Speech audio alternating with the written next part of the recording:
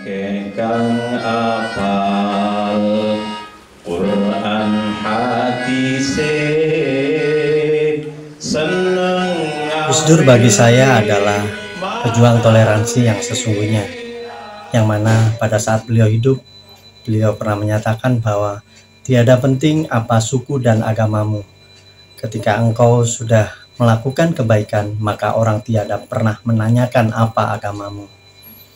Semoga spirit dari Gus Dur senantiasa terpatri dalam sanubari generasi muda penerus bangsa Indonesia, dan semoga damai sejahtera bersama kita senantiasa. Suratira Jaya Ningrat lepur dening pangastuti.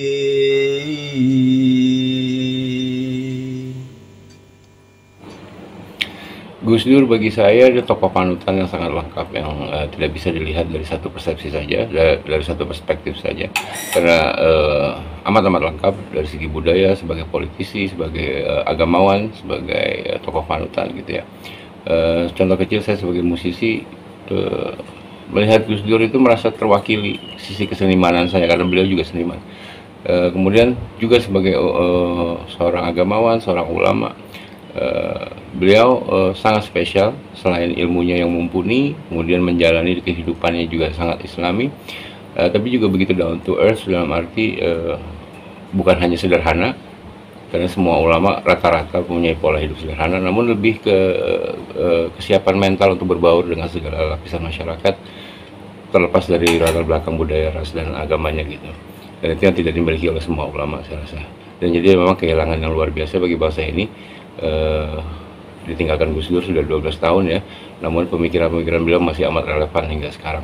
12 tahun Gus Dur telah meninggalkan kita semua, namun sosok almarhum Gus Dur tetap berada pada hati para pejuang kemanusiaan.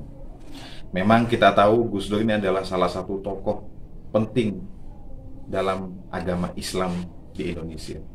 Tapi karena komitmen dan ketulusannya, sehingga semua ajaran yang diajarkan oleh almarhum Gus Dur bisa menembus pada sekat-sekat agama dan bangsa sekalipun. Saya banyak sekali bersinggungan, berkenalan dengan teman-teman di agama lain, tapi semua mereka itu menempatkan Gus Dur sebagai idola mereka semua. Ingat Gus Dur, selalu ingat dalam perdamaian. Ingat Gus Dur juga ingat kepada ketulusan. Entah berapa tahun lagi akan lahir sosok seperti almarhum Gus Dur.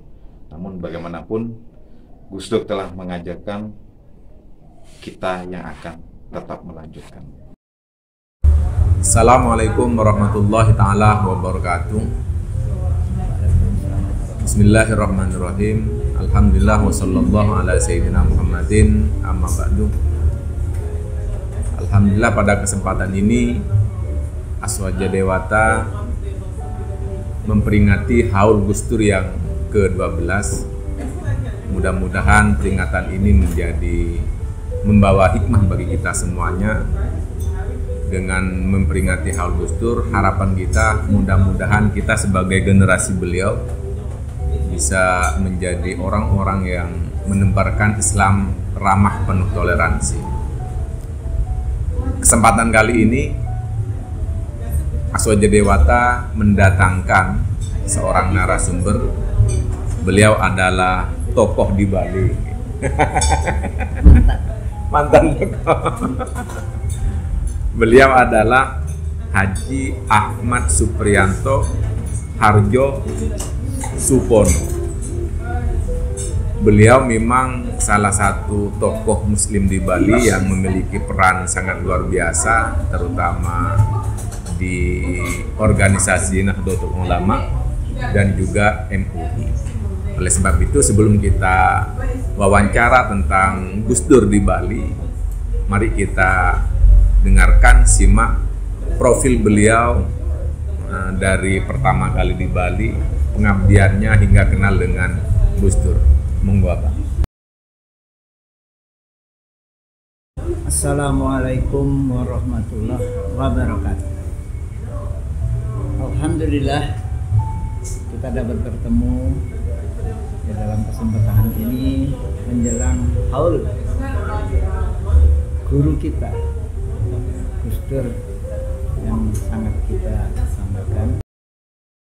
Terima kasih pada Suhajan Dewata. Kami mendapat kesempatan walaupun sebenarnya kami juga belum layak untuk kesempatan ini. Namun saya akan menyampaikan apa yang saya tahu dan mudah-mudahan itu bisa menambah pengetahuan saudara-saudara kita mengenai keberadaan Gus Dur khususnya di Bali. Pengabdian di Nahdlatul Ulama. Untuk pertama saya akan sampaikan profil kami di pengabdian di khususnya Nahdlatul Ulama. Saya berkhidmat di Nahdlatul Ulama Provinsi Bali. Tadinya selalu kultural dan mulai tahun 95-an. Ya, saya ditugaskan ataupun diajak para sesepuh ini untuk ikut mengabdi di struktural, yaitu PWNU Provinsi Bali. Sebagai apa ketika itu? Beberapa periode. Sebagai? Ya, awalnya saya sebagai wakil bendahara. Wakil bendahara. Kemudian saya menjadi bendahara. Dan pada saat terakhir saya sebagai wakil ketua PWNU Bali, salah satu. Di saat itu memang pertama tuh Kiai Haji Makhrus Utsman sebagai Rois Surya. Kemudian ketua Tanfidiyah adalah Kiai Haji Ahmad Jayadi. Kemudian saya juga pernah berkhidmat sebagai bendahara MUI selama hampir 4 periode. 4 periode. Ya, dengan luar biasa. Dengan ketua MI Bapak Kiai Haji Habib Adnan dan Pak Kiai Haji Hasan Ali. Kiai Haji Habib Adnan sama Kiai Haji Hasan Ali. Saya juga diamanati mulai tahun berapa? 98. Mohon maaf, mulai tahun 90 kami berkhidmat di Ikatan Persaudaraan Haji Indonesia. Awalnya sebagai ketua daerah Kota Denpasar. Selanjutnya sebagai ketua IPAI Provinsi Bali. Itu yang saya ini, selain juga kegiatan sosial ya, sampai sekarang pun kita masih bergelut di dalam kegiatan ormas sosial, yaitu Yayasan Panti Asuhan Nusantara Denpasar, APAN. Ya. Itu beberapa jabatan di ormas nih sebagai pengabdian di masyarakat. Betul. Nah kemudian Abah ini karena kita bahas Gus Dur, Ya. Abah kenal atau dekat tahu dengan Gus Dur itu kira-kira tahun berapa? Kira-kira pada tahun 90-an. Itu saya ingat pada saat itu ada Rakernas NU, kalau tidak salah apakah Rakernas atau bukan muktamar, tapi ada kegiatan di Jakarta. Sehingga pada saat itu kami diajak oleh Rois Surya dan Ketua Tanfidiyah bersama kami bertiga sowan saat itu ke Ciganjur. Ya, jadi kami menemukan beliau saat itu masih belum jadi presiden. Oh, belum Ya, jadi presiden. ya besar, Oke. tapi ya beliau cukup sehat saat itu. Tahun 90-an pertama ketemu sama Ya. Gus Dur. 95-an. 95. Nah, kemudian Gus Dur ke Bali ini kira-kira tahun berapa? Seingat saya secara resmi ya, Nggih, secara Gus resmi. Dur itu kita undang untuk memberikan tablik akbar untuk membawakan di Bali. Dan Di Bali. itu rasanya baru pertama kali itu secara resmi Nggih. oleh PWNU Provinsi Bali. Sehingga saat-saat itu kami memang memberanikan diri karena beliau memang istilahnya ya hati-hati sekali untuk menerima itu, tapi beliau berkenan sekali dan kami sudah melaporkan semua persyaratan kepada pemerintah yang saat itu masih Nggih. agak ketat lah. Ya, ketat. Ya, jadi Karena kondisinya ketika itu ini masih ya masih orde baru lah. Masih orde baru. Jadi kami memang lapor kepada polisian, kepada ini dan ini semuanya sehingga kami mendapat izin untuk pengajian akbar Pengajian akbar Gus di Dur. Masjid Al Ihsan Sanur sebelah sini. Sebelah sini. Iya, Itu perkiraan Gus Dur pertama secara resmi datang ke secara Bali. resmi. Jadi formil ya. Formil, sebagai ketua PBNU Sebagai ketua PBNU berarti sebelum jadi presiden. sebelum. Jadi presiden. Nah, kemarin sempat viral ini Iya. berkaitan dengan karena diundang oleh PWNU. Ada berita viral bahwa Gus Dur tidak pernah ke gedung PWNU. Itu apa benar? Setahu saya memang benar begitu. Ya, memang benar begitu. Belum pernah ke gedung Iya, PWNU Bali. iya. Memang ada, saya baca juga Oke. bahwa dari Rois Surya Kiai Nur Hadi bahwa beliau ada hal-hal yang menyebabkan tidak ke sana. Oke. Nah itu saya tidak menangkap yang begitu langsung dari beliau seperti ini. Tapi yang saya tahu saat itu juga gedung PWNU belum saatnya untuk dikunjungi ataupun ini karena masih dalam tahap kita membangun. Gitu. Jadi tanah sudah selesai, sudah disiapkan oleh ya sahabat-sahabat kami walaupun masih utang, Gitu. ya utang itu. Nah, kami tanah PWNU itu kami nggak akan lepas semua rekan-rekan dan sahabat mohon untuk itu haji sahabat kami Haji Anang Surada. Waktu itu bendahara saya wakilnya. Oh, Ya itulah yang membayar dulu sehingga NU bisa dengan pelan-pelan melunaskan itu. Proses cukup lama. Dan Berarti- saat itu Gus Dur hadir, Gitu. memang belum jadi mau Belum ke jadi. sana, mau meresmikan ya kami dengan kondisi beliau yang demikian itu rasanya ya agak sulit lah ya. Agak sulit. Dan memang apanya yang diresmikan orang belum jadi. Belum jadi. Ya itu alasannya. Di samping ada lain-lain yang seperti disampaikan oleh Rois Surya. Surya. Nah, Gus Dur ke Bali ini juga banyak informasi bahwa Gus Dur ke Bali itu ke tokoh-tokoh umat Hindu, tokoh-tokoh Hindu di Bali. Iya. Ini kira-kira siapa saja di antara tokoh-tokoh yang dikunjungi atau dekat dengan Gus Dur?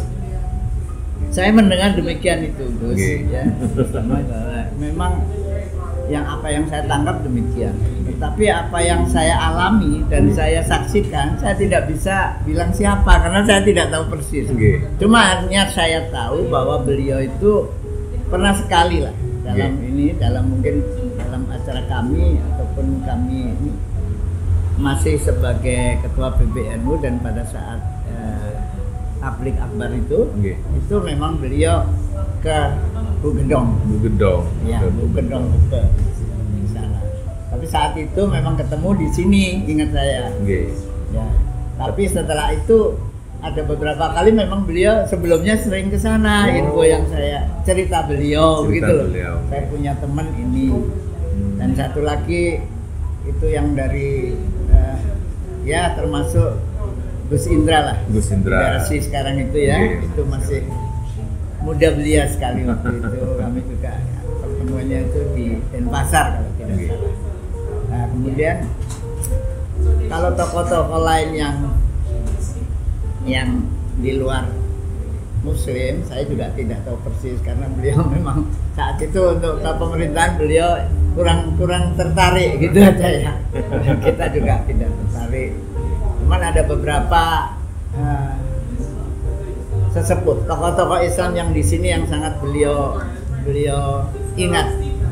Satu adalah kita tanya waktu itu kami dan juga Kiai Haji Ahmad Jayadi menanyakan, itu ketua PW ya, mau nyari di mana Gus, kami sudah siapkan hotel karena mohon maaf rumah saya kurang layak untuk beliau itu ya. Jadi saya mau nginep di rumah Haji Sidik Syir Muhammad.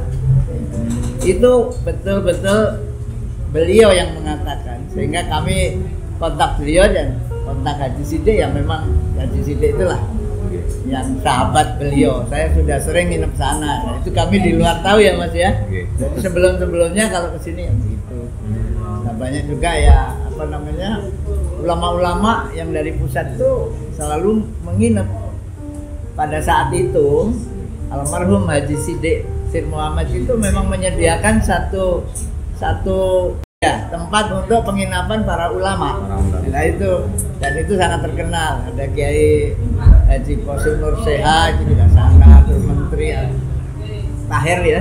Menteri Tahir itu setelah lepas menteri kalau datang di sana, dan banyak lagi yang ulama-ulama. Kiai di Jainuddin MZ itu juga di sana. Salah satunya Gus Dur selalu menginap di sana. Ya, dan itu minta ke sana sebelum presiden ya. Kemudian ada satu lagi, dia pernah hadir tapi nggak nginep ya, karena hadir ke rumah Haji Anang Surada, itu kami yang antar saat itu. Kemudian ada bendahara NU. Ada kisah bahwa Gus Dur itu waktu jadi presiden melanggar lah kalau bahasa protokol ininya kepresidenan, yang harusnya lurus ternyata Gus Dur belok. Maksudnya? Gus Dur belok itu ternyata cuma beli duren. Itu gimana? Apa benar kisah itu? Jadi mungkin benar juga seperti itu. Tapi nggak waktu ke rumah jenengan? Enggak. Tapi beliau makanan apa saja, beliau tetap saja walaupun tidak banyak. Tapi oh ini sayuran, kita selalu menyiapkan sayuran. Ibu-ibu muslimat yang menyiapkan saat itu ya, sehingga ya demikian. Saja makanan tidak menolak, tetapi ada yang suka, ada juga yang nggak suka, dan tidak pernah minta saya pengen makanan ini ya ini aneh-aneh, tidak ya, mungkin yang ada ya didahar sama beliau. Ya mungkin beliau mendengar itu durian di sana aja bagus ya, itulah salah satu mampir itunya. Nah ini juga ada cerita bahwa Gus Dur datang ke Bali itu sendiri. Ini gimana kisahnya ini apa? Ini sangat penting sekali. Ya begini ya. Terus Tama, bahwa pada saat itu saya memang ya mendapat berkah ya. Berkah saya jadi ketua panitia Tabligh Akbar itu. Yang tahun 96 itu. Ya. Tabligh Akbar tahun 96. Kemudian Tabligh Akbar dilaksanakan di Al-Ihsan, Masjid Al-Ihsan Sanur. Kemudian hari H, saya lupa tanggalnya, pada pagi hari sekitar jam 11 itu kami menjemput beliau di airport. Di airport itu kebetulan juga salah satu tokoh lama, sesepuh lama ini juga ada, namanya Bapak Haji Muhammad Arif Lontor. Itu kebetulan dia pejabat Garuda. Ya. Nah, kami diizinkan untuk menjemput sampai di Garbarata itu. Jadi di pintu pesawat kami masuk di lorong itu. Kami di depan. Nah, itu ya saya bertugas menjemput. Didampingi oleh dua ini tokoh Banser tua, gitu ya. Pagar Nusa, Banser tua, dan itu memang sudah siap untuk menjaga beliau selama di sini. Satu ini mungkin kenal semua, namanya mantan polisi, Bapak Haji Sarnam namanya, almarhum. Kemudian yang kedua adalah Bapak Haji Heru Tubiono. Di samping kiri saya kami berjalan di sana menjemput Gus Dur. Gus Dur keluar dari pintu pesawat itu. Kami persis di pintu pesawat masuk, beliau hanya kiri kanan itu pramugari 2.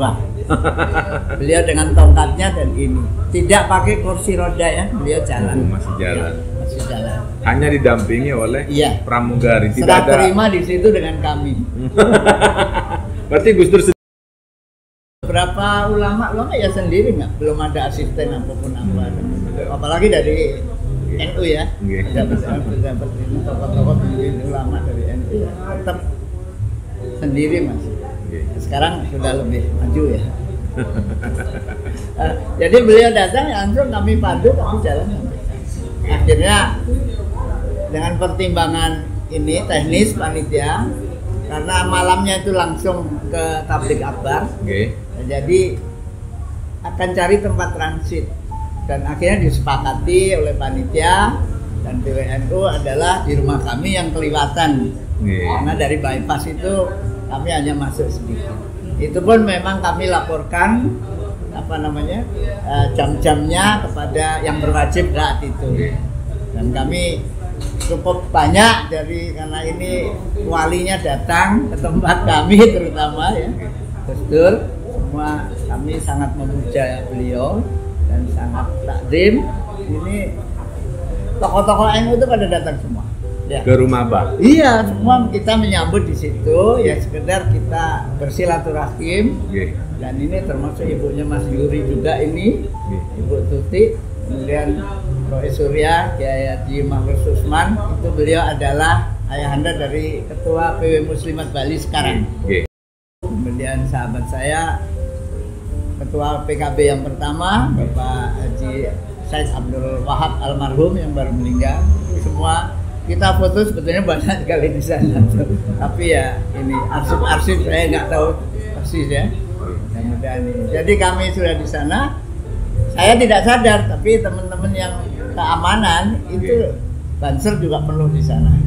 Tapi itu laporkan, oh ini ada beberapa intel polisi di sana. Sore kami langsung ke Alexander Sanur. Selama di perjalanan mungkin Gus Dur pernah ada dauh atau pembicaraan apa selama di mobil? Saat itu ya hanya menanyakan bagaimana keadaan di sini dengan umat lain dan lain-lainnya. Beliau selalu menanyakan bagaimana hubungan kami, terutama dari Nahdien. NU ini, umat teman NU ini jangan sampai kita terjadi ini. Yang penting rukun saja, perbedaan kita terima sebagai keindahan gitu. Dan kalau akhirnya di rumah sempat kita juga, saya banyak mendengar, sempat juga para tokoh-tokoh di sini, para kiai-kiai kumpul juga banyak menanyakan masalah saat itu kan mau pemilu, mau pilpres, mau ada ini, baru belum terpikir pembentukan PKB itu belum saat itu. Dan itu memang kita tahu bahwa Gus Dur sudah banyak berita-berita mengenai beliau, termasuk ya Jenderal K gitu ya. Terus tokoh ini pengacara ES ya gitu, itu aja ya. Tapi yang tak perlu saya sebutkan di sini ya, begitulah beliau banyak memberikan pencerahan kepada kita untuk menghadapi masa era selanjutnya. Nah kemudian mungkin tahu atau menyaksikan sendiri tentang ada kisah mungkin yang menarik dari Gus Dur itu apa kira-kira? Yang menarik dari kisahnya? Ya, kisahnya saya tidak merangkum terlalu banyak ya, banyak sekali itu sampai saya lupa. Tapi yang jelas ya gitu aja kok repot gitu aja ya. Itu yang menjadi pamnya gitu ya. Kalau apa-apa beliau cerita gitu ya. Banyak juga ya. Atau mungkin tentang ini pesan-pesan toleransi dari seorang Gus Dur. Nah itu untuk yang saya tangkap ya, bahwa di sini adalah di Bali kita menjaga bahwa bagaimana kita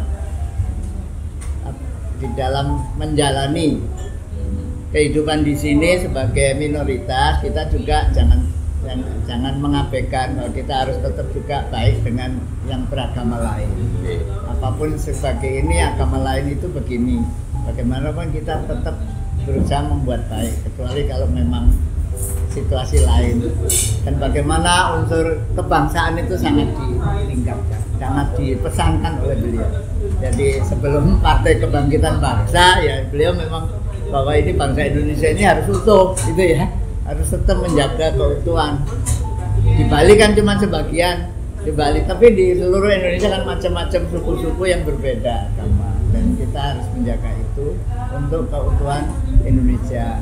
Jangan rebutan jabatan aja, jangan ini saja, tapi jabatan itu nggak usah dipertahankan mati-matian, tapi pertahanlah keutuhan bangsa. Oke, sahabat-sahabat Aswaja Dewata, sebelum kita lanjutkan obrolan pada kali ini, kita ngopi dulu.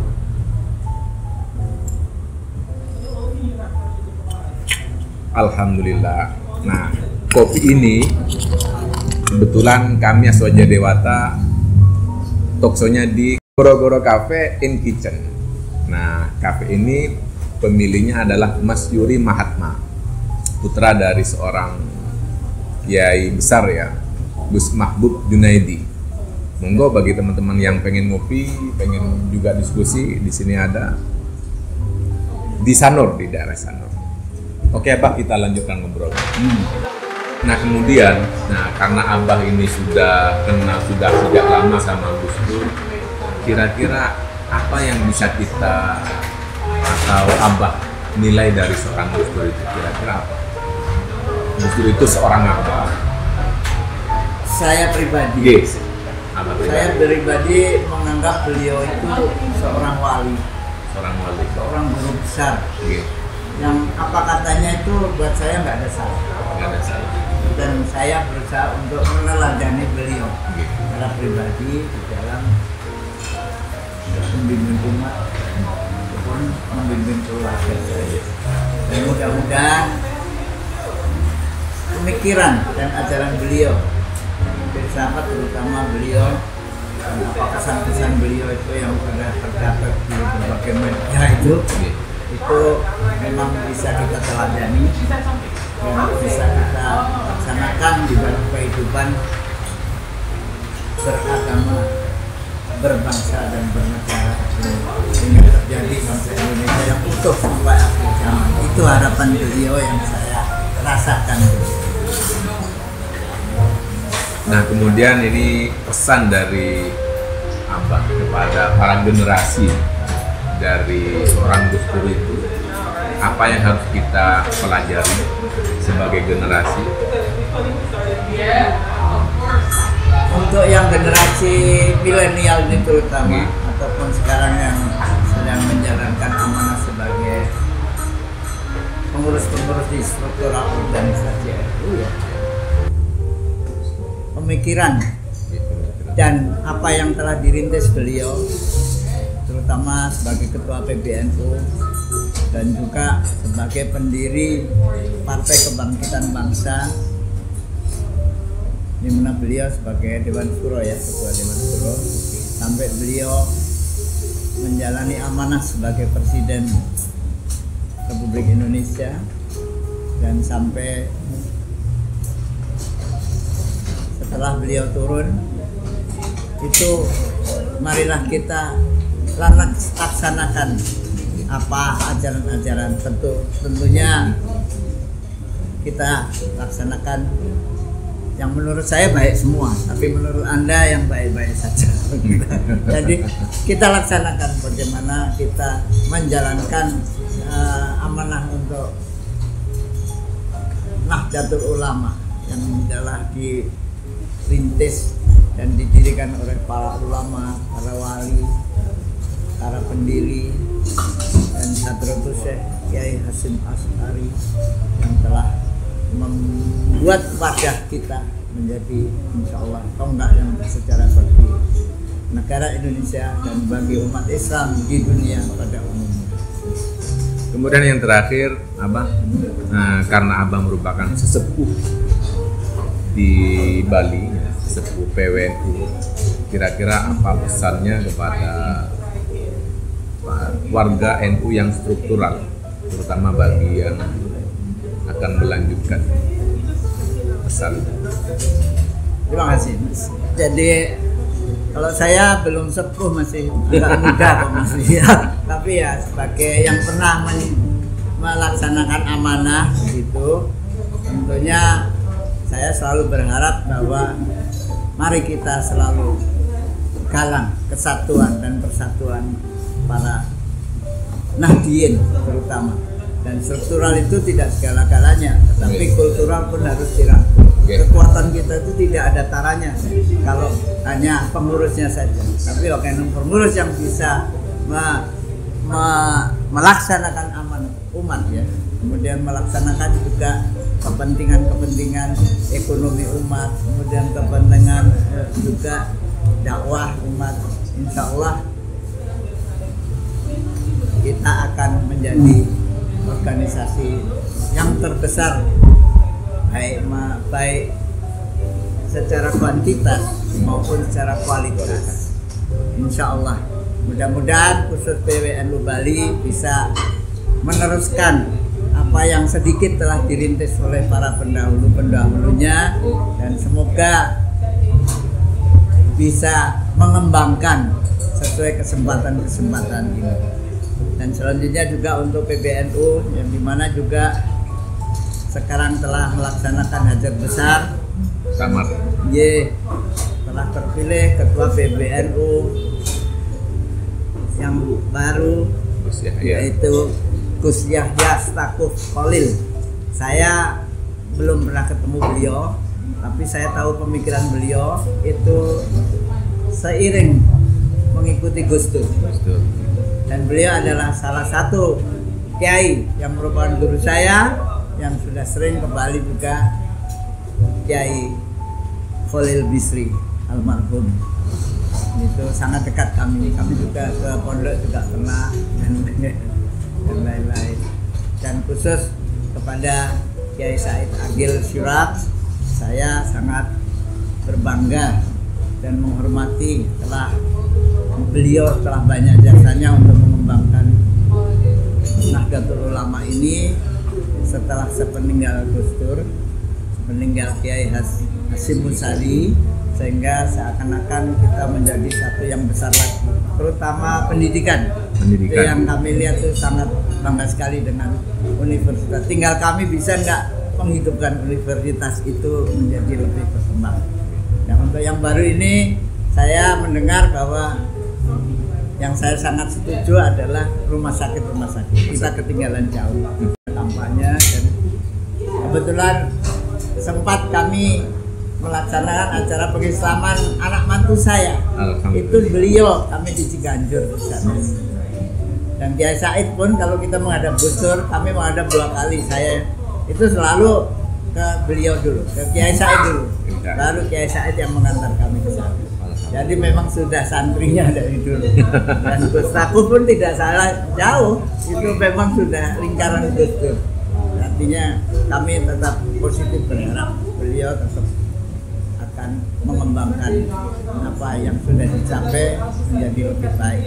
Terima kasih. Terima kasih Abang. Alhamdulillah, talkshow dalam rangka memperingati Haul Gus Dur yang ke-12. Mudah-mudahan apa yang kita bicarakan bisa dipetik hikmahnya, bisa menjadi bekal bagi kita, sehingga kita bisa menjadi generasi yang melanjutkan perjuangan Gus Dur. Mohon kita baca Al-Fatihah untuk sahabat-sahabat kami yang telah mendahului kami semuanya. Al-Fatihah. A'udzubillahi minasyaitonirrajim. Bismillahirrahmanirrahim. Alhamdulillahirabbil alamin. Shiratal ladzina an'amta 'alaihim ghairil maghdubi 'alaihim waladdallin. Oke, terima kasih sekali lagi kepada Mas Yuri, pemilik kafe Goro-Goro Cafe and Chicken di Sanur. Alhamdulillah sudah memfasilitasi kami untuk talkshow memperingati Haul Gus Dur yang ke-12. Terima kasih. Assalamualaikum warahmatullahi wabarakatuh.